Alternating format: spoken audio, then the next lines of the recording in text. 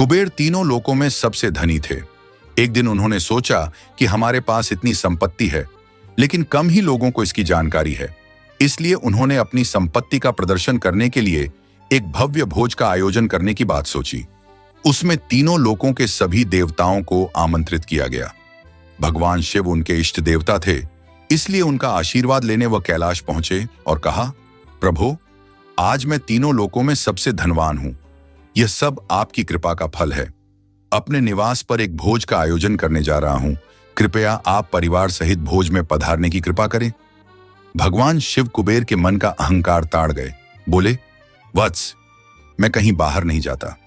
कुबेर गिड़गिड़ाने लगे, भगवान, आपके बगैर तो मेरा सारा आयोजन बेकार चला जाएगा।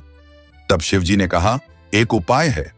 मैं अपने छोटे बेटे गणपति को तुम्हारे भोज में जाने को कह दूंगा।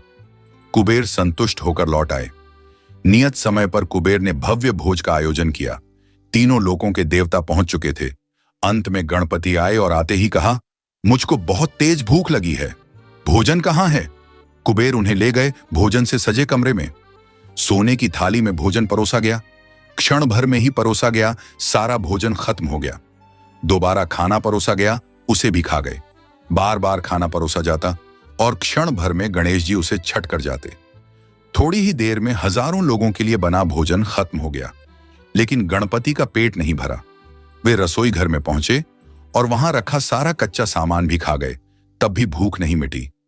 जब सब कुछ खत्म हो गया तो गणपति ने कुबेर से कहा, जब तुम्हारे पास मुझे खिलाने के लिए कुछ था ही नहीं, तो तुमने मुझे न्योता क्यों दिया था?